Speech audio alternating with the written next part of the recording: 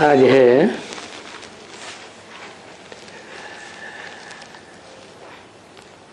प्रातः क्लास 2 अप्रैल 1967 रविवार को चौथी पेज की मध्याह्न में बात चल रही थी। शंकर क्या करते हैं? कहते हैं भाई वो प्रेरणा करते हैं, प्रेरक हैं। अभी प्रेरणा तो कोई नहीं है। अभी माने कभी माने जिस समय ये मुरली चल रही है ब्रह्मा के मुख से 2 अप्रैल 1967 को, उस समय की बात बताई कि अभी कोई प्रेरणा तो नहीं है, क्योंकि शंकर का पार्ट ही नहीं खुला हुआ था। पहले ब्रह्मा का पार्ट, ब्रह्मा भी कोई एक नहीं है। चतुर्मुखी ब्रह्मा दिखाते हैं, पंचमुखी ब्रह्मा दिखाते हैं, तो अव्वल नंबर का ब्रह्मा भी होगा तो परम ब्रह्म कहा जाता है।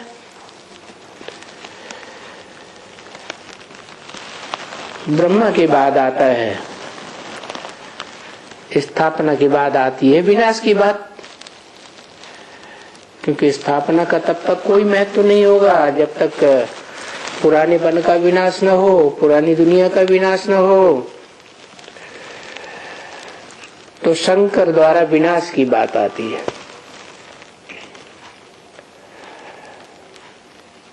वो तो तब आएगी जब 5 ही ब्रह्मा के द्वारा पार्ट पूरा हो जाए।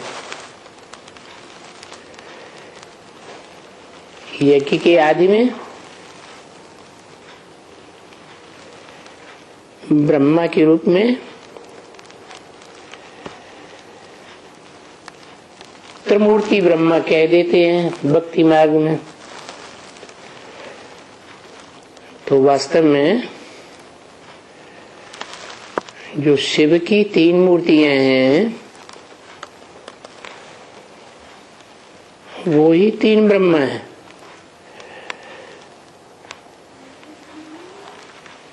परम ब्रह्म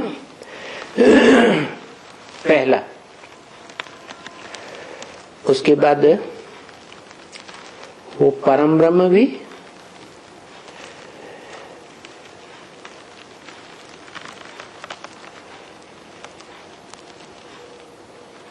एक में ही नाम पड़ता है।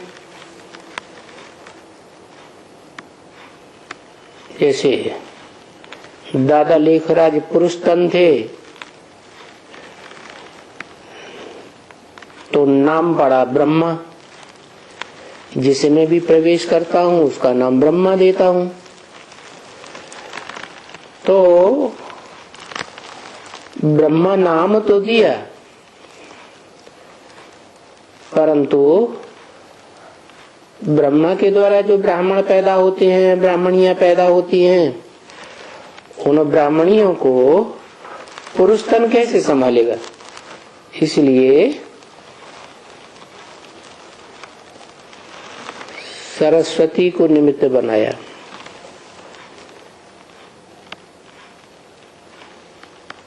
वो भी तो सहयोगी ब्रह्मा हो गई स्थापना के कार्य में। ऐसे ही यज्ञ के आदि में जो परम ब्रह्म था वो तो प्रैक्टिकल रूप तब कहें जब उनकी बेटी हो। तो जो जगदम्बा है, आदि देवी जिसे कहा जाता है, वो निमित्त बनी दादा लेखराज के साक्षात्कारों को सुनाने के लिए, और उसने मुख से सुनाया तो जो ब्राह्मण पैदा हुआ वो पहला ब्राह्मण बना। कौन है? प्रजापिता, सारी मनुष्य सृष्टि का पिता। 500-700 करोड़ मनुष्य आत्माओं का पिता, बीज। तो पहला ब्राह्मण बनता है तो पहला देवता बने। उसी को कहते हैं देव देव महादेव।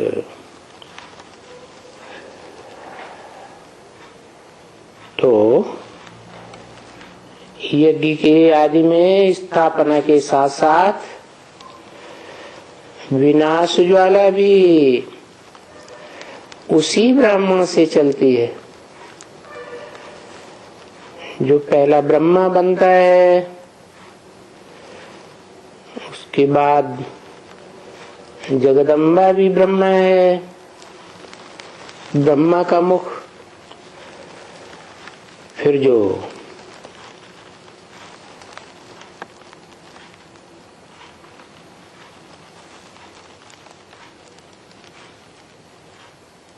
स्त्री चूला है जगदम्बा, और तन धारी आत्मा तो है, परंतु आत्मा जड़त्व में ही है। ज्ञान की गहराई को नहीं पकड़ सकती,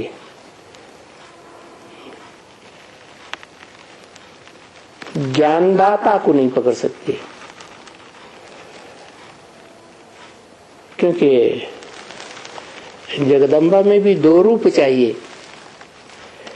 जैसे महालक्ष्मी में दो रूप हैं, लक्ष्मी और जगदम्बा दोनों का कॉम्बिनेशन होता है तो महालक्ष्मी कहा जाता है। ऐसे ही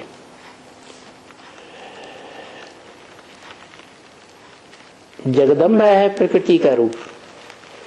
प्रकृति अर्थात 5 तत्वों का संघात, पृथ्वी जल वायु अग्नि आकाश। इन तीनों का, 5 का संघात रूप जो प्रकृति है, प्रकृष्ट कृति, वो तो हुई जगदम्बा। परंतु प्रकृति को भी परे चलाने वाला आत्मा तो होनी चाहिए जगदम्बा। तो जगदम्बा का जो आत्मिक रूप है वो ही है लक्ष्मी। तो परम ब्रह्म और साथ में लगा हुआ है प्रजापिता। तो प्रजापिता ब्रह्मा और जगदम्बा, उन दोनों से जो जुड़ी हुई तीसरी शक्ति है, जिसे कहा जाता है महागौरी, क्योंकि आत्मिक रूप है। तो इन तीनों शक्तियों का जो कॉम्बिनेशन है वो ही संपन्न बनने पर कहा जाता है शंकर, जिसमें शिव वाली आत्मा संपन्न रूप से स्मृति में समा जाती है। तब कहा जाता है शंकर का पार्ट। और उस शंकर को ही रुद्र कहा जाता है, जिस रुद्र से सबसे पहले रुद्रमाला तैयार होती है रुद्र वत्सों की।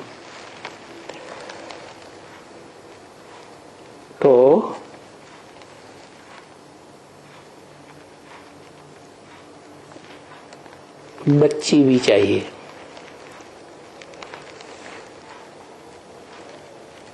तो वो बच्ची हो गई जिसे हम कहते हैं लक्ष्मी। ज्यादा पवित्र कौन होती है, माँ, बाप या बच्ची? बच्ची को ही ज्यादा पवित्र कहेंगे।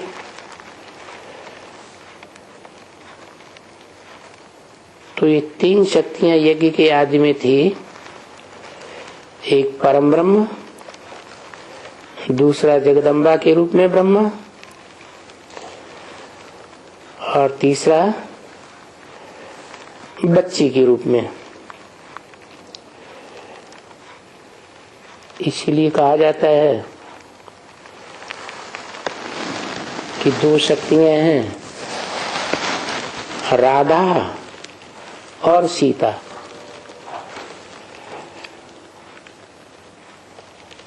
बोला भी है,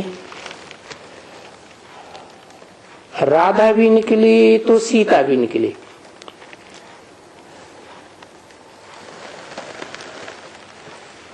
राधा का अर्थ ही पड़ता है राम को धारण जिसने किया।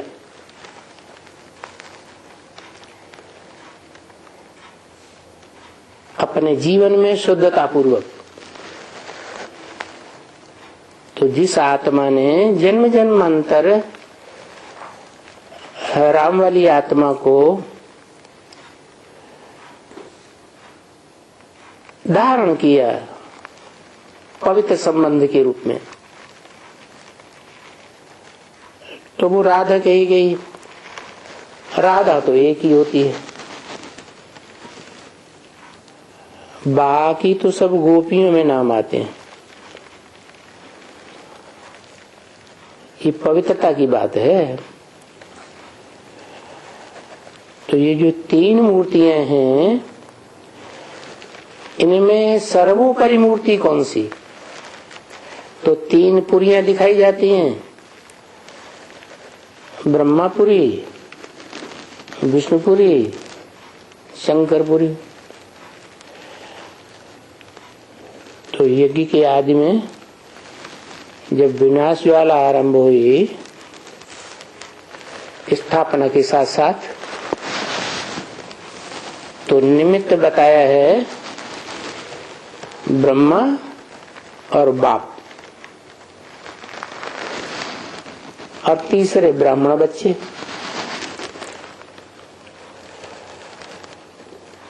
तो तीसरी वो बच्ची हो गई जिसका संपन्न रूप लक्ष्मी पड़ता है। जो बच्ची है वो हो गई न्यूट्रल, माता पिता के बीच में।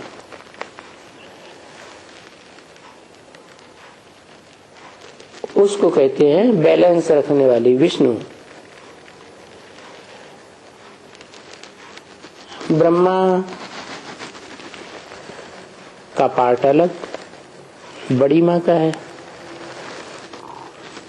और बाप का पार्ट स्ट्रिक्ट होता है, वो अलग। और मध्यस्थ भी चाहिए, तो विष्णु को दिखाते हैं। इन तीनों रूपों में सबसे ऊंची स्टेज दिखाई जाती है तीन सूक्ष्म पुरियों में शंकर की, जो ब्रह्मलोक से बिल्कुल नजदीक है। फिर उससे ज्यादा दूरी है विष्णु लोक की, फिर उससे भी ज्यादा दूरी है ब्रह्मा की, ब्रह्मापुरी। तो अब साबित हो जाता है कि तीनों पुरियों में रहने वाली जो तीन देवताएं हैं, उनमें पहले पहले संपन्न स्टेज किसकी बनी होगी? जरूर कहेंगे जो ऊंच है, ऊंची स्टेज में बैठा है, उसकी ही बनी होगी। तो जिसकी संपन्न स्टेज बनती है वो ही शिव कहा जाता है। शिव समान स्टेज, क्योंकि शिव का कहना है जो शिव सदैव ज्योति बिंदु निराकार आत्मा के रूप में स्थित रहता है, स्वस्थिति में स्थित रहता है, कभी देहभान में आता ही नहीं है, वो शिव ही ऊंचते ऊंच ईश्वर कहा जा सकता है, भगवान कहा जा सकता है। तो जो ऊंचते ऊंचे है आत्मा है, जिसे अंग्रेज लोग भी कहते हैं supreme soul, supreme God father, फिर वो कहते हैं हेवनली गॉड फादर। तो हेवनली गॉड फादर तो तब कहा जाएगा जब इस साकार सृष्टि में प्रवेश करे कोई मनुष्य तन में, तो मनुष्य सृष्टि के बीज में प्रवेश करता है। कब प्रवेश करता है? जब दादा लेखराज के साक्षात्कारों को वो जगदम्बा माता सुनाती है तो मुखवंशावली बनता है, पहला ब्राह्मण बनता है। वो ही पहला ब्राह्मण जो है सबसे पहला महादेव कहा जाता है। देव देव महादेव, ब्रह्मा देव, विष्णु देव, शंकर महादेव। वो तब बनता है जब शिव की निराकारी स्टेज स्मृति स्वरूप में अपने अंदर धारण करता है।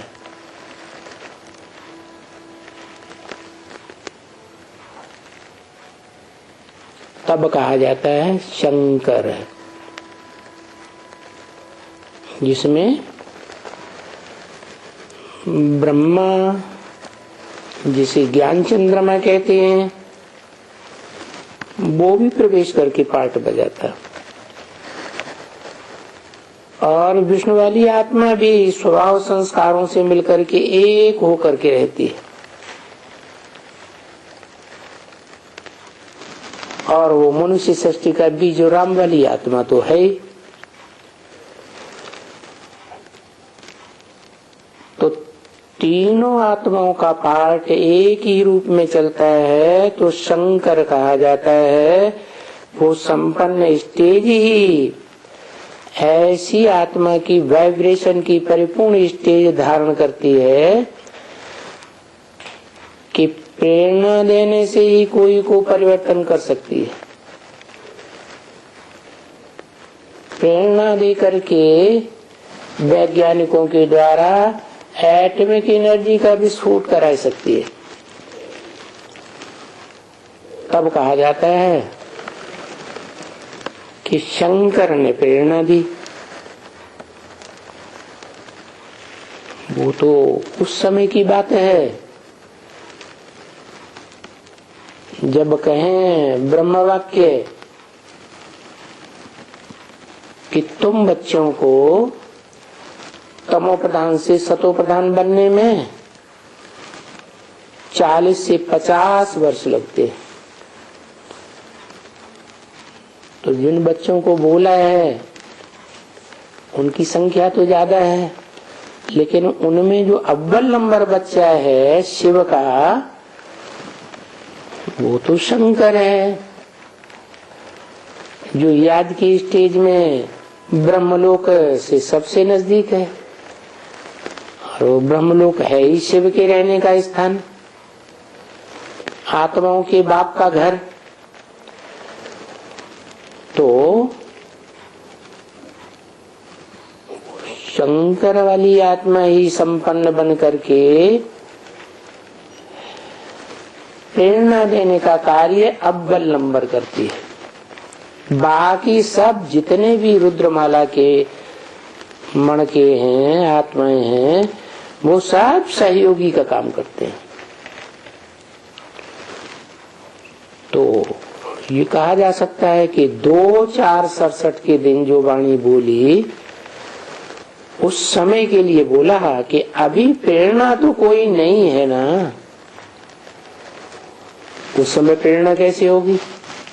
शंकर का पार्ट ही नहीं है, प्रैक्टिकल में कोई व्यक्तित्व ही उभरा नहीं है, तो कैसे कहें? इसलिए बोला कि हम प्रेरणा आदि अक्षर नहीं कहते हैं। कहने की बात तब हो जब प्रैक्टिकल में हो। हम ड्रामा को कहते हैं कि ड्रामा में ऐसा हुआ वैसा हुआ। ड्रामा का प्लान बुद्धि से समझा जाता है कि ये बेहद का ड्रामा है मनुष्य सृष्टि रूपी रंगमंच, जहां मनुष्य की बुद्धि दिनों दिन तमो प्रधान बनती जाती है। क्योंकि दुनिया की हर चीज 4 अवस्थाओं से पसार होती है, ये सृष्टि भी 4 अवस्थाओं से पसार होती है। सतयुग, त्रेता, द्वापर, कलयुग, सत्व प्रधान, सत्व सामान्य, रजो और तमो। तो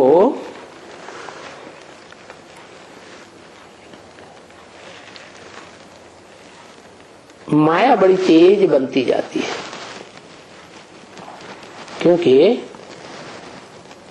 माया खड़ी होती है भगवान बाप के फ्रंट में। जैसे बाप तीखा है, माया भी बड़ी तीखी है।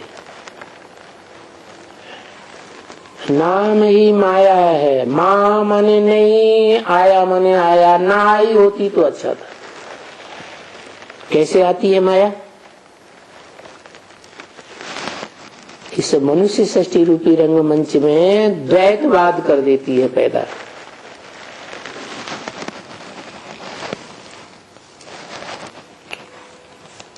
आत्मिक स्थिति में सदैव रहने वाला, स्व स्थिति में सदैव रहने वाला शिव स्वर्ग स्थापना की शक्ति रखता है,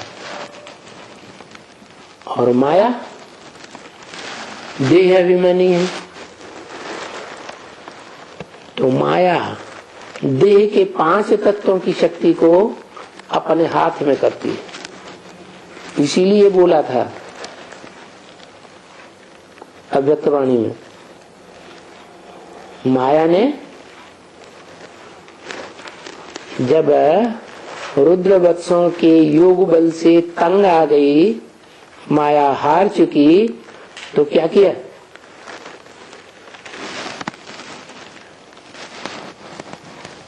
प्रकृति को अपने कंट्रोल में ले लिया, हाथ में ले लिया, चालाकी की। क्योंकि प्रकृति तो जड़त्वमयी है, बुद्धि इतनी है नहीं, तो फ्रंट में आ गई। 2 युगों के बाद, त्रेता के बाद, अंत में। तो वो एक कहानी आती है मुसलमानों में कि अल्लाह मियां ने आदम को, एडम को, आदिदेव शंकर को बरगलाया। तो वो बरगलाने वाली और कोई नहीं है, वो ही जगत तो मेरी जगदम्बा है, जो बड़ी प्रबल है। क्योंकि वो जो स्वर्ग का रचयिता प्रैक्टिकल है, जिसमें शिव प्रवेश करते हैं परमानेंट मुकर्रर रूप से, उसकी शक्ति बड़े लंबे समय तक लेती रहती है बेटी के रूप में, और फिर माया के रूप में भी। माया भी बेटी है।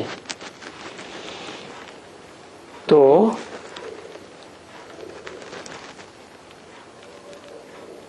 जगदम्बा भी माया बेटी जैसी हो गई, क्योंकि माया के चंबे में आ जाती है। तो तेज बुद्धि होने के कारण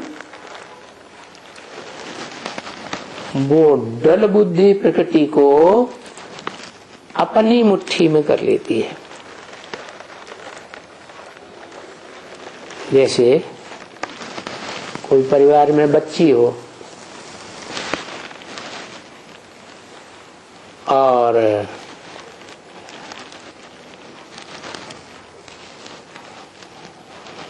वो बच्ची किसी बात पर बाप से लड़ जाए तो पहलौठी की बच्ची है ना, तो क्या करती है, बुद्धि में तीखी होती है, तीक्ष्णता के कारण वो मां को अपनी मुट्ठी में लेती है।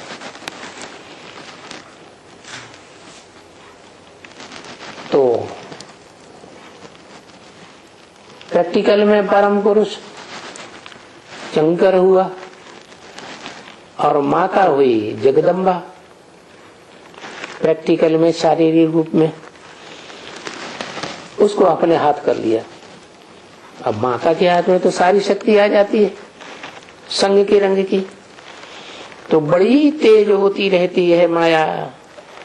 देखो माया इतनी तेज है, हमारे बच्चों को भी देह अभिमान में ला करके गटर में घुसा देती है। क्या त्रेता के अंत में क्या किया माया ने, जब भगवान ने तो हिदायत दी कि अपवित्र नहीं होना, अपवित्र अंग जो भ्रष्ट अंग हैं उनका भोग नहीं करना, जिसको मुसलमानों ने गंदुम फल कह दिया। बहुत लंबे समय के बाद, बहुत जन्मों के बाद वो दोनों इस बात को भूल गए कि भगवान ने क्या हिदायत दी थी। तो जब भूल गए तो सबसे पहले जो ईव कही जाती है, जगदम्बा,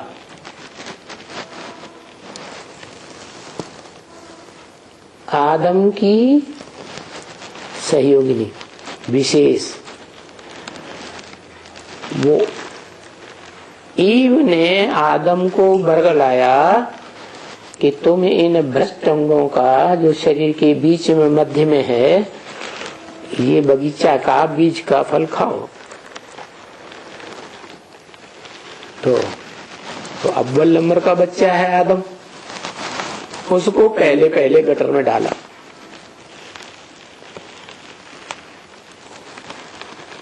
अभी बाबा कितना समझाते रहते हैं, अरे बच्ची ये देह का अभिमान छोड़ो। किसको समझाते रहते हैं?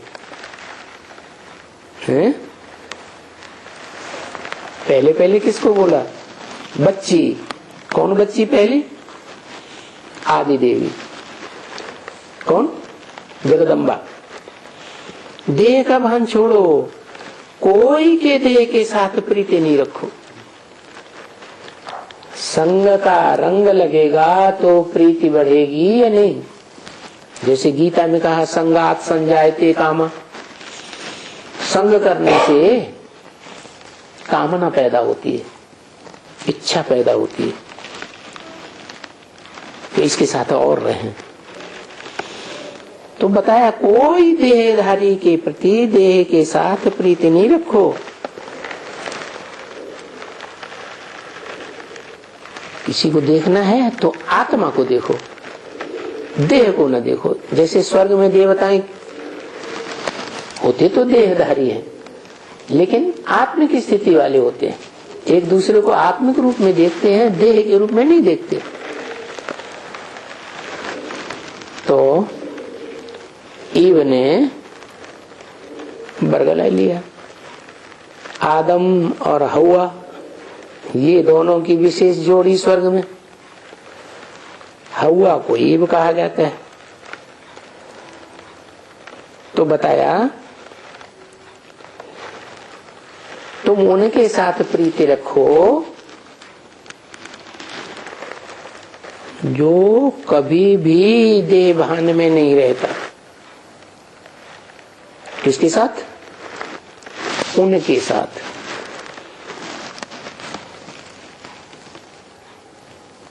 उनके साथ माने एक या दो, जरूर दो।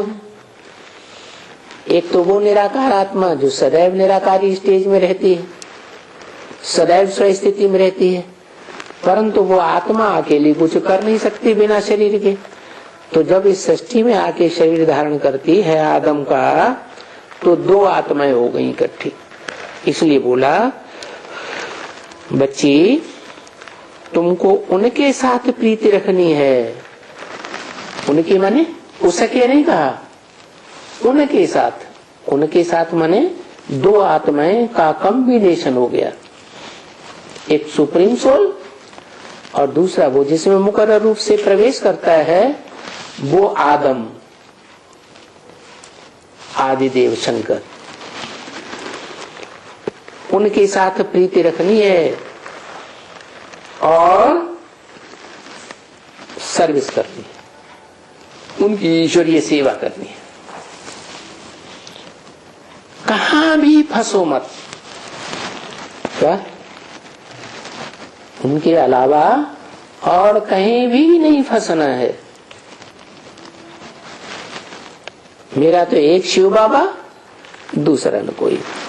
साकार और निराकार का मेल बाबा हो गया, निराकार शिव और साकार शंकर।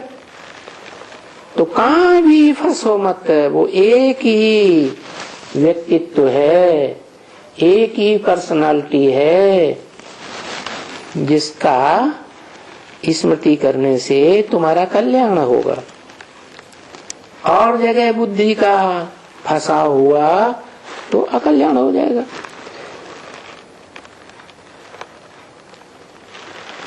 कोई कहते हैं बाबा हम यहां नहीं रहेंगे, हम तो यहां जाएंगे।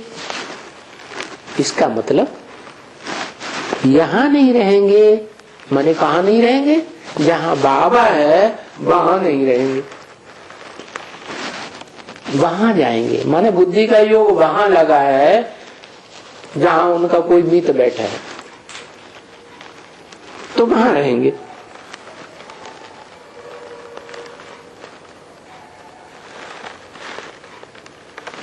यहां नहीं जाएंगे, वहां जाएंगे। देखो ये माया है ना, वो एक जो ऊंचे से ऊंचे है उसको छोड़ करके दूसरी जगह बुद्धि जाए, तो ये माया ने बुद्धि को ग्रहण कर लिया। माया भी तमो प्रधान है। अभिमानी का भी जिस समय ये वाणी चल रही है ब्रह्मा के दादा लेखराज के मुख से, उस समय बताया अभी माया तमो प्रधान है। तो देखो देह में फंसा देती है। कौन सी युग से देह में फंसाती है? द्वापर युग के आदि से। नाम ही है द्वापर युग, द्वैतवादीपुर, जहां दो धर्म होते हैं, दूसरा धर्म पिता आ जाता है। दो राज्य होने लगते हैं, दो भाषाएं हो जाती हैं, दो मतें हो जाती हैं, दो दो कुल हो जाते हैं। तो माया क्या करती है? स्त्रियों को स्त्रियों में भी फंसाई देती है और पुरुषों को पुरुषों में फंसाई देती है। ऐसे भी करती है कि जिसमें बुद्धि फंस जाएगी स्त्री की स्त्री में, फिर उस स्त्री की याद आएगी। जिस पुरुष में बुद्धि फंस जाएगी पुरुष की, फिर वो पुरुष याद आएगा। मतलब इस समय में तमो प्रधान है माया। एकदम नाक से पकड़ करके फंसाई देती है। क्या? नाक से क्यों कहा? नाक किस प्राणी की बड़ी होती है? हाथी की बड़ी होती है। हाथी में देवान बहुत होता है, सारा दिन हिलता रहेगा देवान के साथ। तो ऐसे देह अभिमानी जो हाथी जैसे हैं उनकी नाक पकड़ती है और नाक पकड़ करके एकदम फंसाई देती है देहधारियों में। और जब फंसाई देती है तो इनका पता भी नहीं पड़ता कि हमको फंसाई दिया, कोई को भी पता नहीं पड़ता। जब फंसने की शुरुआत होती है तो पता ही नहीं चलता। कितना बाप समझाते हैं कि भाई श्रीमत पर चलो, देवान में मत आओ, देह के आकर्षण में न आओ, देह के संबंधियों में न फंसो, देह के पदार्थों में बुद्धि न फंसाओ। नहीं, चल ही नहीं सकते हैं, यानी चल नहीं सकते हैं। कहते भी है मुझे श्रीमत पर चलना है, लेकिन चल नहीं सकते हैं, है ना? क्यों? जब चाहते भी हैं कि हमें चलना है श्रीमत पर, फिर क्यों नहीं चलते हैं? क्योंकि पूर्व जन्मों का ऐसा हिसाब किताब बन जाता है क्या कि जिन जिन देहधारियों के साथ प्रीति रखी है वो देहधारी हिसाब किताब लेने आ जाते हैं माया के रूप में, तो चल नहीं सकते हैं, है ना? वो अपनी ही रावण की मत झट बुद्धि में चलती रहती है।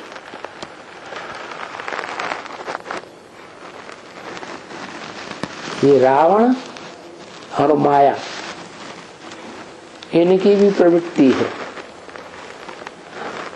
जिनको रामायण में मंदोदरी कह दिया। मंद बुद्धि वाली, बुद्धि रूपी पेट है मंद, तीक्ष्ण बुद्धि नहीं है। जैसे रावण जेल से छोड़ता ही नहीं है, ऐसे तुम सीता रूपी आत्माओं को रावण पकड़ लेता है, माया रावण। देह अभिमान की जेल से रावण छोड़ता ही नहीं है। देह अभिमान बड़ी मुश्किलात की बात है।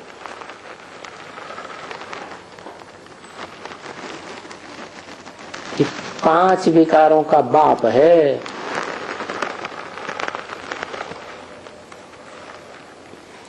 इसलिए बाप कहते हैं अपन को आत्मा समझना, सदैव आत्मा समझना, देह नहीं समझना। आत्मा ही अविनाशी है, देह तो विनाशी आज है, कल नहीं रहेगी। और बाप को याद करना, आत्मा अविनाशी, आत्मा का बाप भी अविनाशी। इस सृष्टि पर अविनाशी और विनाशी की बात होती है। परम धाम में तो विनाशी अविनाशी की बात ही नहीं, वहां तो चैतन्य आत्मा ही रहती है, सदा अविनाशी आत्माएं रहती हैं। तो उस बाप को जो अविनाशी बाप है, इस सृष्टि रूपी रंगमंच पर उसी को याद करना है। दूसरों के साथ बुद्धि योग लगाया तो यहां संगम युग में शूटिंग करेंगे तो द्वापर युग में प्रैक्टिकल में हो जाएगा। ब्रॉड ड्रामा में लंबे समय तक वो पार्ट चलता रहेगा। क्या? बाप को छोड़कर औरों से बुद्धि योग लगाने का, और उसी में रहना है याद में, एक बाप दूसरा न कोई। कि अभी हम बस अभी तो हम गए बाप के घर में। क्या? ऐसे नहीं कि यहाँ जाना है वहां जाना है। अरे बाप के सन्मुख जो रहे पड़े हैं उनको बाहर जाने की बुद्धि में बात क्यों आती है? अभी देखो, बड़ी बीमारी से छूटते हैं। कौन सी बीमारी बताई? देह अभिमान की। प्रैक्टिस करानी पड़े। क्या प्रैक्टिस करनी पड़े? अपन को आत्मा समझना पड़े। निराकार आत्मा ज्योति बिंदु जो सदा काल है, अविनाशी है, इसका कभी विनाश होता ही नहीं। देह और देह के 5 तत्वों का विनाश होता है। तो इस देह से ममत्व तोड़ना है। आधा कल्प के रोगी हैं इस देहभान के, द्वैतवादी द्वापर युग से। जब से ईव या हवा कहो या प्रकृति कहो, प्रकृष्ट कृति, जो बड़ी से बड़ी रचना है। बाप की बड़ी से बड़ी रचना कौन होती है? माता ही होती है। तो पुरुष हुआ बाप और प्रकृति हुई माता। ये 2 का खेल है इस दुनिया में।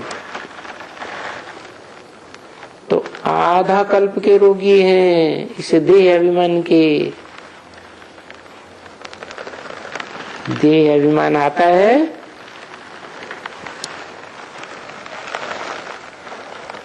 तो हेल्थ, वेल्थ, हैप्पीनेस, ये तीनों को बर्बाद करता है। ये हेल्थ, वेल्थ और हैप्पीनेस ये तीनों ही हो तो निरोगी काया, बड़ी काया, बहुत सुख पवित्रता। अभी कलयुग अंत में ये तो नहीं है ना स्थायी हेल्थ किसी के पास है, बीमारियां लगती रहती हैं। न वेल्थ स्थायी है किसी के पास, और जब हेल्थ वेल्थ नहीं तो हैप्पीनेस तो हो ही नहीं सकती। तो सभी रोगी, बीमार, गंदे, डर्टी क्या है इस दुनिया में इस समय में। इसलिए इस दुनिया को वैश्यालय कहा जाता है ना, शिवालय नहीं कहा जा सकता, क्योंकि शिवालय है हेवनली गॉडफादर का हेवन, स्वर्ग, जहां एक के साथ बुद्धि योग लगता है।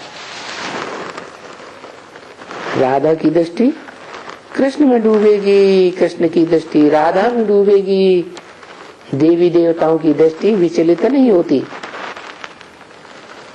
तो उसे कहेंगे शिवालय।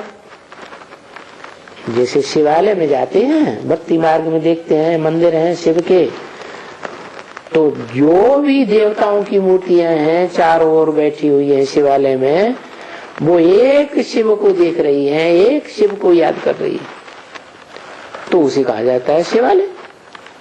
और आज की दुनिया क्या बन गई? सबकी दृष्टि, सबकी वृत्ति, सबकी कान, सबका मुख, पता नहीं जिस किससे रज रज के बातें करते रहते। इसको कहा जाता है वैश्यालय। विशेष इंद्रियां हो गई नरक। क्या? नरक, स्वर्ग नहीं। क्यों? स्वर्ग बनता ही है जो सदैव स्थिति में रहता है, वो स्वर्ग बनाने के निमित्त बनता है, प्रैक्टिकल में बनता है, शरीर के द्वारा स्वर्ग बनाता है। नर किसे कहा जाए? कहते हैं नर अर्जुन को भगवान ने स्वर्ग में नारायण बनाया। तो स्वर्ग तो हेवनली गॉडफादर बनाता है, फिर नरक को कौन बनाता है? नर जिसे मनुष्य कहा जाता है, जो चंचल मन वाला होता है, उसको कहा जाता है नरक।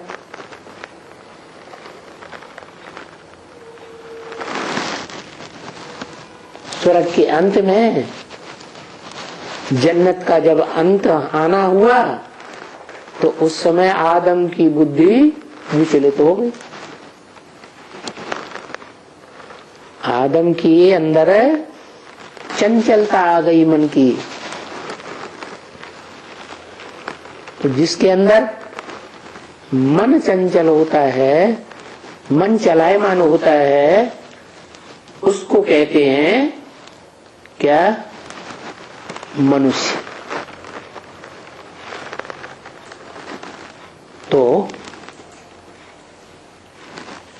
आदि मनु जो है वो वैवस्वत कहा गया गीता में।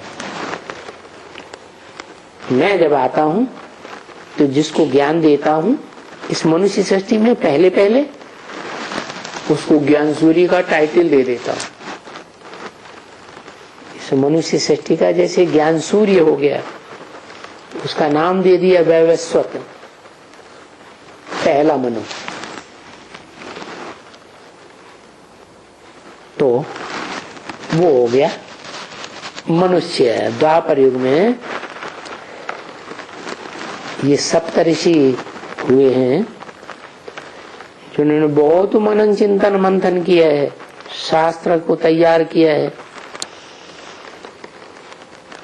तो मन चलायमान हुआ, माना नरक नर ने बनाया, और रौरव नरक बन जाता है कलयुग के अंत में। अभी नरक, फिर रौरव नरक। वो बात कोई पढ़ते तो हैं।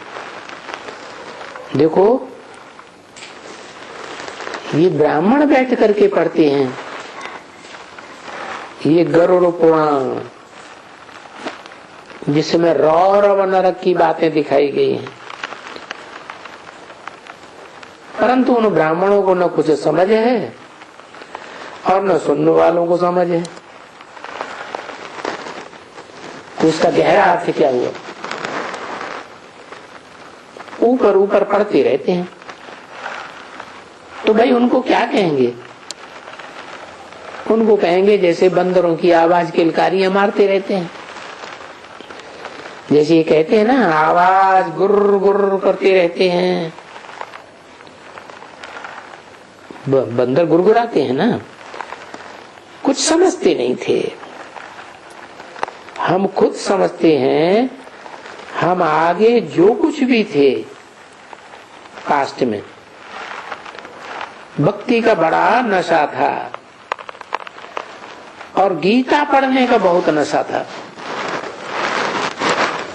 परंतु गीता के अर्थ को समझते ही नहीं। कहते भी हैं कै समझे कवि, कै समझे रवि।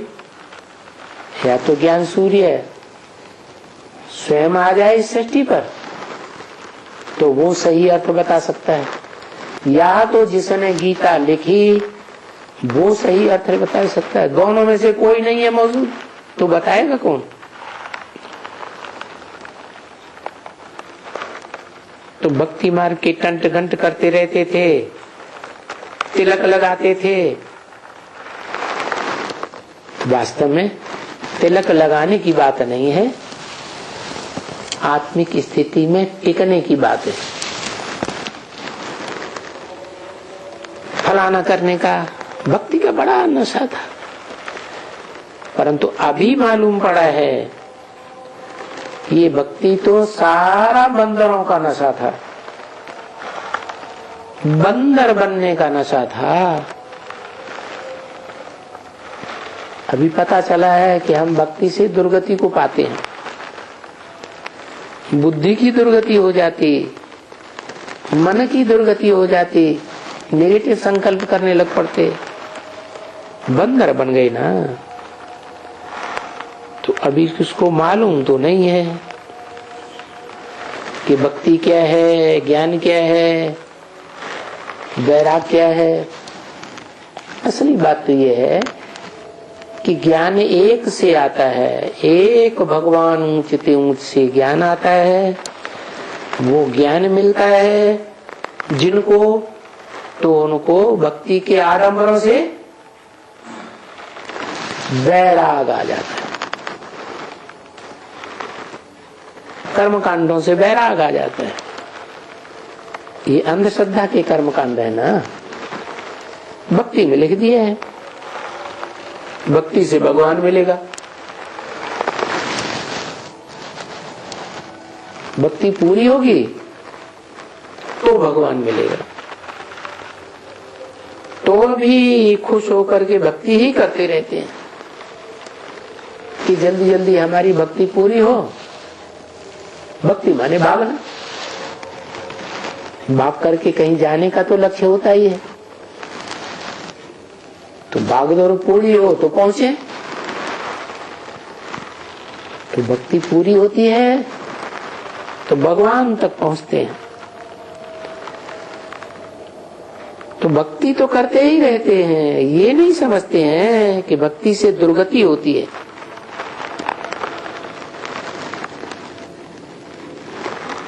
भागती रहती है बुद्धि, इधर भगवान उधर भगवान। मंदिर में जाओ, फिर किसी जन्म में गिरजाघर में जाओ, फिर किसी जन्म में सिखों के दरबार में जाओ,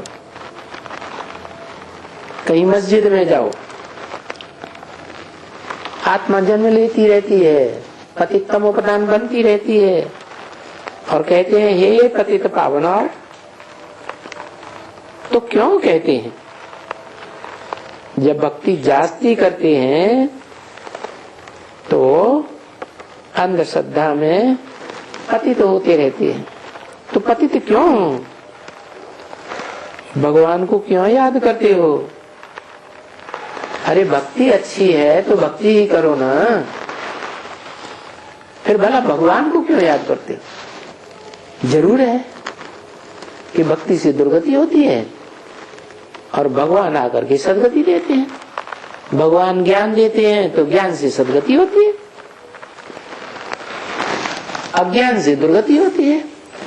भक्ति है अज्ञान रात और ज्ञान है दिन। भक्ति करते करते, माथा टेकते टेकते, पर ये क्या है, किस लिए करते? 2:4:67 की वाणी का 5वां पेज। जी नहीं, हमको भगवान आकर के कुछ भक्ति का फल देगा, ऐसा विश्वास है, इसलिए भक्ति करते हैं।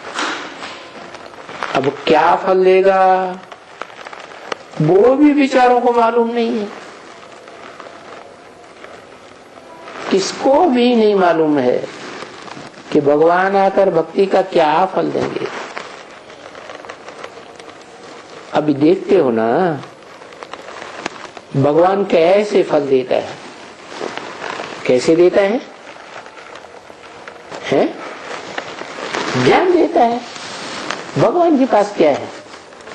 भगवान जन्म मरण के चक्र में आता नहीं है, वो है ही सुप्रीम सोल। जन्म मरण के चक्र में नहीं आता है इस सृष्टि रूपी रंगमंच पर, तो त्रिकालदर्शी बन के रहता है। जो जन्म मरण के चक्र में आते हैं वो तो त्रिकालदर्शी नहीं हो सकते, तो पूर्व जन्मों की बातों को भूल जाते हैं। भगवान तो पुनर्जन्म में नहीं आता, तो तीनों कालों की बात उसकी आत्मा में सदैव रहती है।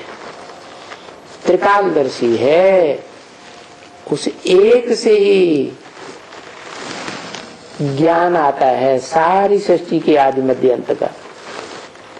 वो एक ही है जो इस सृष्टि रूपी रंगमंच पर सारी हिस्ट्री ज्योग्राफी कैसे चलती है वो उसको जानता है। तो भगवान कैसे फल देते हैं? जो तीनों कालों का ज्ञान है इस सृष्टि रूपी रंगमंच का, वो सारा ज्ञान देते हैं। अपना भी ज्ञान देते हैं, अपनी भी जानकारी देते हैं, और बच्चों के अनेक जन्मों की भी जानकारी उस ज्ञान से मिल जाती है। अब ये बातें तो बाप ने आकर के सन्मुख समझाई ना।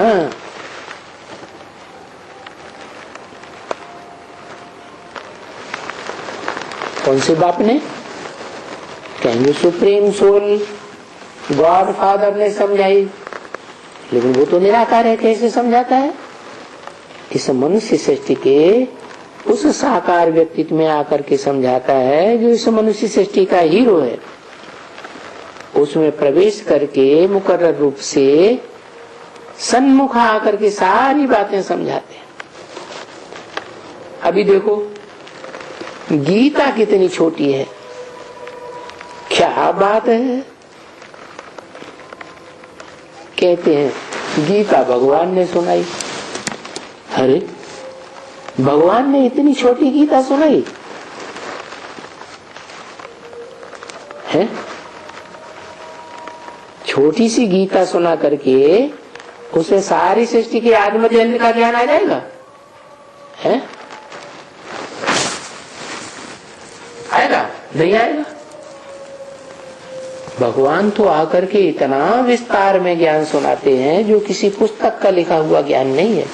पुस्तक तो लिमिटेड होती है, पुस्तक मनुष्य गुरु पढ़ते हैं और पुस्तकें पढ़ करके ज्ञान देते हैं। भगवान तो पुस्तकें पढ़ करके ज्ञान नहीं देता है, उसके अंदर तो सृष्टि के आदि मध्य अंत तीनों कालों का ज्ञान भरा हुआ है। तो ये देखो क्या कर दिया है, इतनी छोटी सी गीता बनाई दी मनुष्य गुरुओं ने और कह दिया ये भगवान ने सुनाई। अरे भगवान इतनी छोटी गीता सुनाएगा, इसका अर्थ क्या है? वास्तव में सभी शास्त्रों का सार है गीता। तो सार का रूप में वो सारे शास्त्रों का ज्ञान सुनाता है।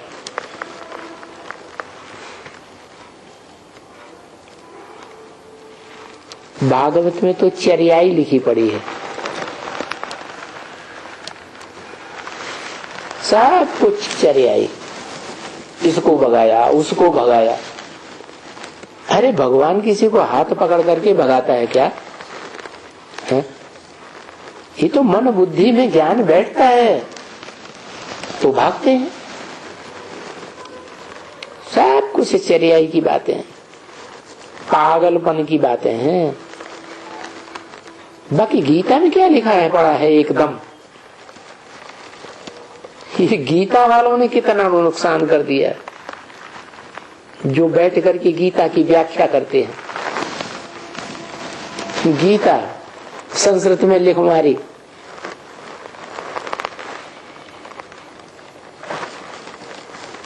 अभी गीता वालों से, अरे गीता वालों को तो पकड़ना है जल्दी, क्योंकि वो हमारे धर्म के हैं जो गीता पढ़ते हैं। कुरान को पढ़ते हैं मुसलमान, वो अपने धर्म ग्रंथ को नहीं छोड़ते। क्रिश्चियन पढ़ते हैं बाइबल, वो अपने ग्रंथ को पढ़ते हैं, किसी दूसरे का धर्म शास्त्र नहीं छुएंगे। जो सिख हैं वो गुरु नानक की वाणी पकड़ते हैं। तो हर एक धर्म वाला अपना धर्म ग्रंथ पकड़ता है। बौद्धी हैं वो अपना धर्म ग्रंथ पकड़ते हैं। तो भगवान ने ही एक ऐसा शासन करने का विधान बनाया था, सुनाया था, जिसे गीता कहा जाता है। वो गीता भगवान का शास्त्र है, शासन करने का विधान है। तो जो उस गीता को पढ़ते हैं वो देवी देवता सनातन धर्म के हैं, वो आत्मा है। तो गीता पढ़ते हैं जरूर हमारे धर्म के हैं। तभी बाबा इशारा देते रहते हैं, भाई जाओ, गीता का बड़ा प्रभाव हुआ है संसार में। सब धर्मों के लोग गीता को महान ग्रंथ मानते हैं। सभी धर्म वालों ने अपनी अपनी भाषाओं में उसका अनुवाद करवाया हुआ है। सबसे जास्ती अनुवाद गीता का हुआ है। शांति निकेतन टैगोर की गीता,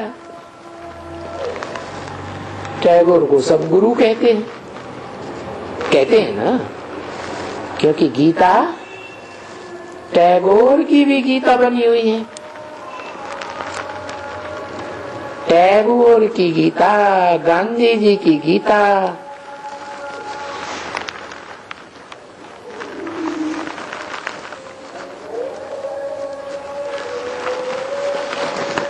जो घर से उठते हैं ना तो गीता पाठ करना शुरू कर देते, श्लोक भाई, अध्याय भाई।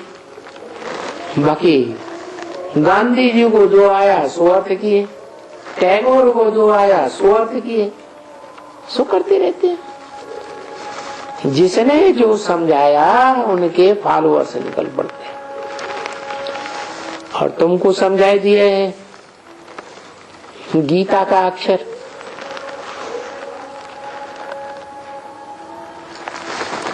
पहले तो बोलो, पहले अक्षर ही दूसरा कि भगवान वाच। ये सिर्फ एक ही शास्त्र है जिसमें भगवान वाच है दुनिया में, और दुनिया में कोई शास्त्र नहीं है जो भगवान ने स्वयं बोला हो। वो संस्कृत का नहीं, कोई भी धर्म पिता आकर के कोई शास्त्र नहीं लिखता है, ओरली सुनाते हैं, ओरली ही सुनाया है। तो भगवान भी जब इस सृष्टि पर आते हैं तो कोई गीता शास्त्र लिखते नहीं है। ये तो भक्ति मार्ग में मनुष्य गुरुओं ने द्वैतवादी युग में बनाया, छोटी सी गीता बनाई थी संस्कृत की। वास्तव में भगवान तो सृष्टि का आज मध्य अंत का बड़ा लंबा चौड़ा ज्ञान सुनाता है। ये कोई पुस्तकों का बंधा हुआ ज्ञान नहीं है, इसका तो बड़ा विस्तार हो जाता है। कहते हैं कि सारे जंगल की कलमें बनाओ और सारे सागर की स्याही बना दो, और फिर उससे लिखते चले जाओ, लिखते चले जाओ, लिखते चले जाओ, कभी भी भगवान का ज्ञान दिया हुआ वो पूरा ही नहीं होगा। जंगल की कलमें खत्म हो जाएंगी, सागर का पानी खत्म हो जाएगा, लेकिन भगवान का दिया हुआ ज्ञान कभी खत्म नहीं होता। उसको कहते हैं अविनाशी रुद्र ज्ञान यज्ञ। ये रौद्र रूप धारण करने वाला शिव ही है। इतना विस्तार और कोई कर ही नहीं सकता, और इतना सार रूप कोई धारण कर ही नहीं सकता।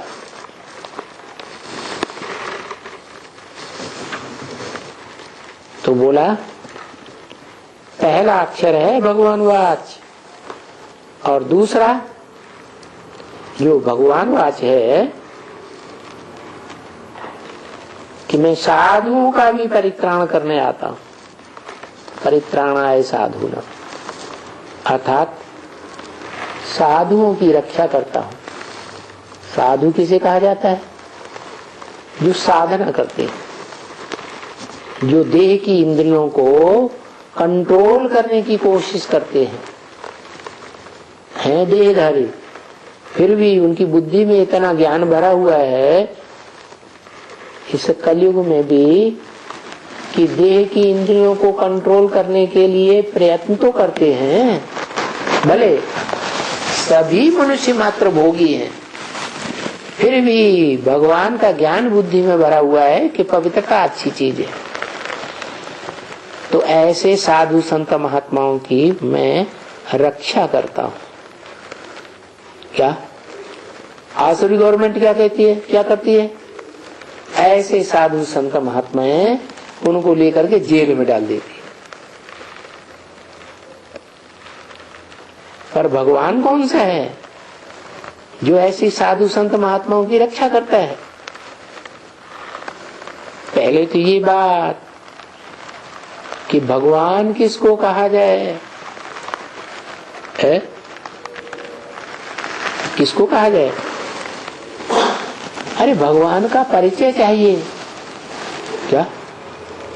जिसको कहा जाए धनवान, तो धनवान दुनिया में कौन है सबसे जास्ती? तो किसे कहेंगे?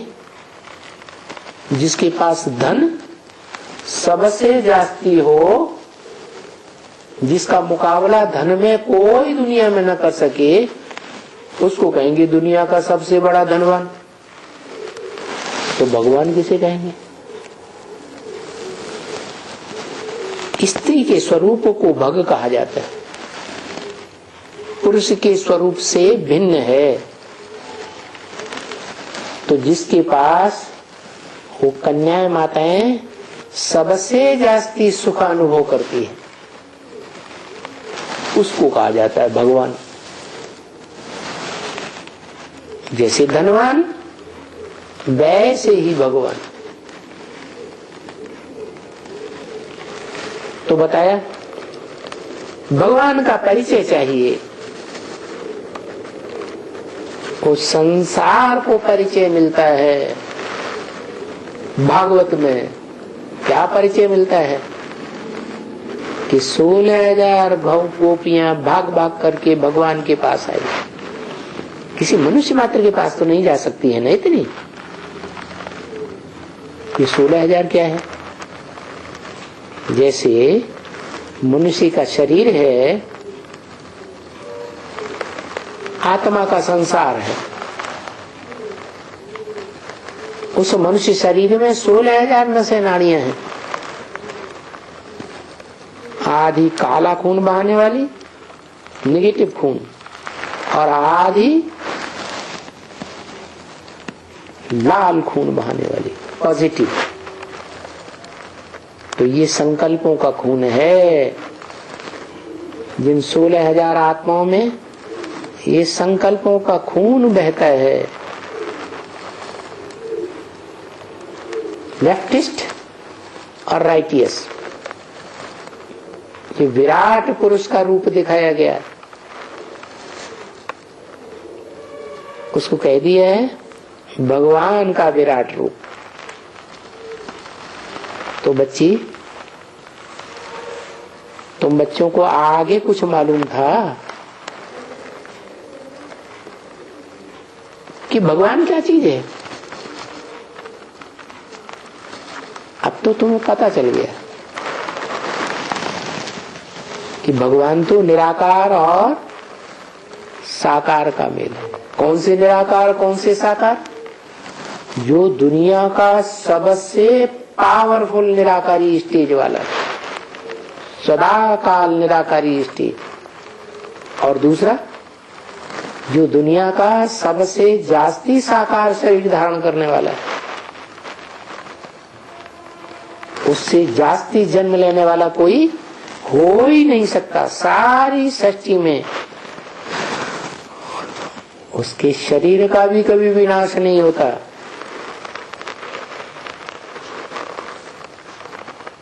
वो भगवान कहा जाता है, साकार और निराकार का मेल। तो भगवान कैसे आते हैं? गुप्त में आते हैं पहले कि प्रत्यक्ष में आते हैं? जरूर गुप्त में आते हैं। जैसे कोई भी बच्चा है, माँ के पेट में पहले गुप्त होता है, बाद में प्रत्यक्ष होता है। ऐसे भगवान भी पहले गुप्त पार्ट बजाता है सृष्टि रूपी रंगमंच पर। जो गोप गोपियां हैं वो ही पहचान पाते हैं। जितने गुप्त भेद वाले उतने जास्ती पहचानने वाले। तो भगवान कैसे आते हैं? सो तो अभी अनुभवी हो गए तुम कि देखो दुनिया नहीं जानती है और तुम बच्चे जानते हो। तो आगे तो कुछ भी नहीं मालूम था।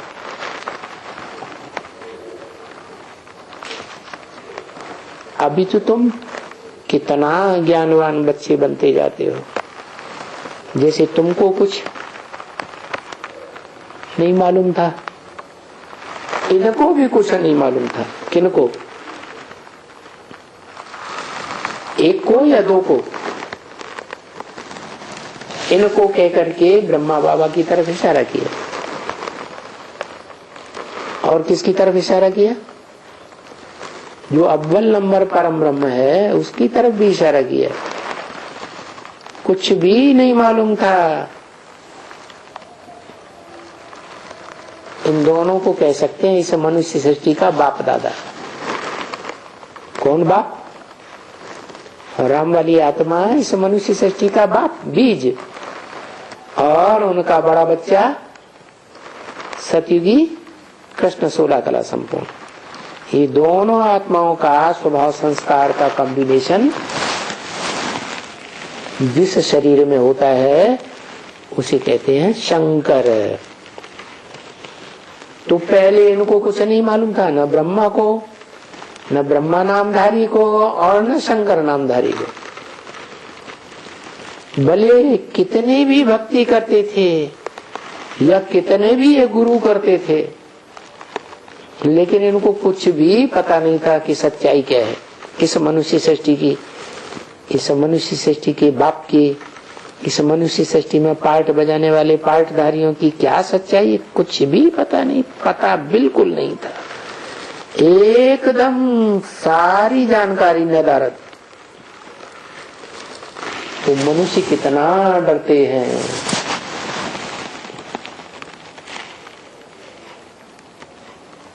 उनको भक्ति कितनी अच्छी लगती है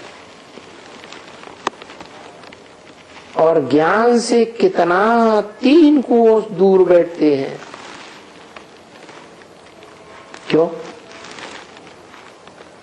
ज्ञान तो सोजरी चीज है, भक्ति तो अंधियारे है, अंधियारे में ठोकरें खाते रहते हैं। भगवान यहाँ मिलेगा वहां मिलेगा, कहां कहां भागते रहते हैं। कोई सुनता थोड़े ही है, किसी की भी नहीं सुनते हैं। माँ बैठ करके बच्चों को समझाएगी तो भी कहेंगे ये तो बेवकूफ है।